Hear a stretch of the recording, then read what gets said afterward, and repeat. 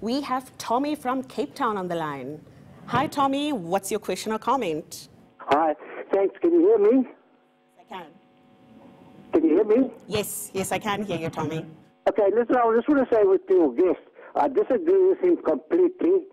First of all, what he should have done, he should have gone and looked at the expenses first.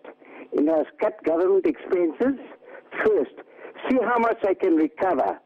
And once he's done that, because if you look at how much the government spent, today I just watched the Parliament, and what they ate was unbelievable.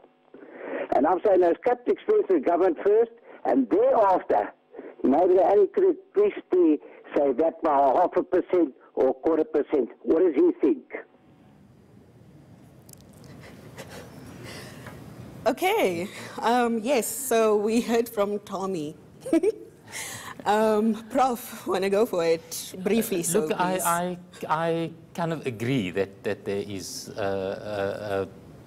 expenditure that should be cut. I think we would all agree on that. That there's. I mean, even on your point about the magnitude, right? Yeah. We look at some of the numbers that have been thrown around in terms of private interest influence on the state. Those are big numbers, Prof. Yeah. So the recovery, and we're just not talking about small numbers.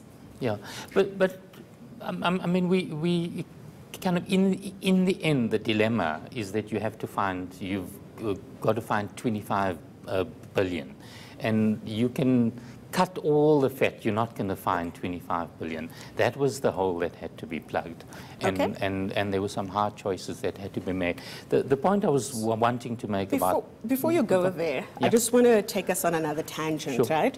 So you were part of this panel of experts that was set up. I mean, the way the process unfolded, it was quite transparent and open. You guys made a lot of effort to reach out. And I must admit, you know, some of us, our organizations, were working towards having you guys include certain things, because our contention is that the poor do not only live on food alone. People need personal and domestic hygiene products. People need sanitary pads. People have all kinds of needs to live a very decent and dignified life. And by that, I'm not talking about the bare minimum. The one curiosity that I do, let's start with, how did you feel about the response to the panel in terms of the amount of submissions you received and the process that unfolded? It was brilliant. So we had large numbers of submissions. There were many engagements with civil society. There were many engagements across the board. And I want to assure you that the sort of panel took all of those submissions seriously. We kind of looked at all of the evidence, and I think the consensus view of the panel is that it was really important to kind of extend the zero rating in a way which would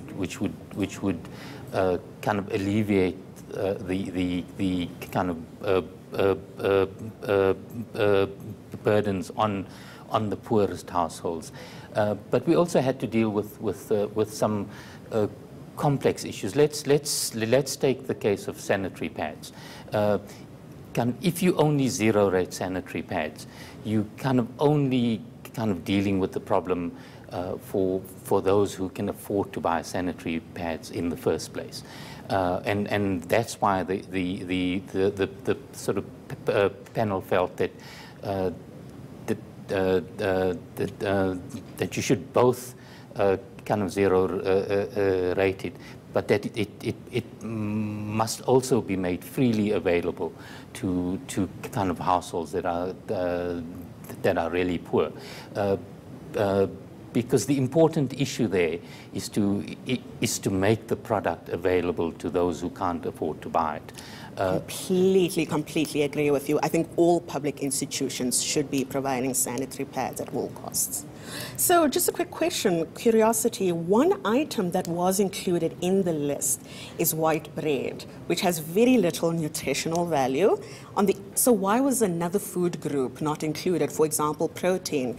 And just for some context, you know, over 50% of the population is poor. For kids, malnutrition is one of the key drivers of the death of kids who are under 5, you know. I mean, in 2016, it was found that 27% of kids under 5 are severely malnourished. Could you briefly explain that?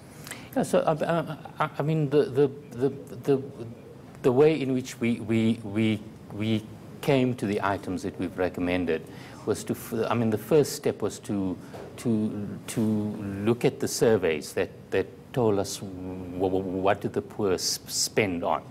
And these are kind of surveys that are done by Statistics South Africa.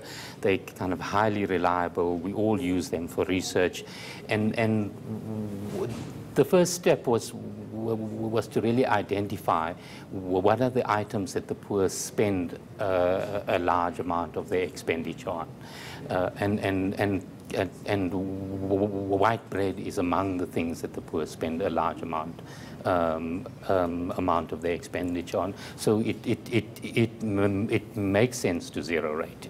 Okay, so we need to be wrapping up, Prof. Well, that's it for this edition of Let's Have It Out. Remember to keep the conversation going on social media with the hashtag LHIO. Tomorrow night, Mohammed Desai of BDS South Africa will be in this chair.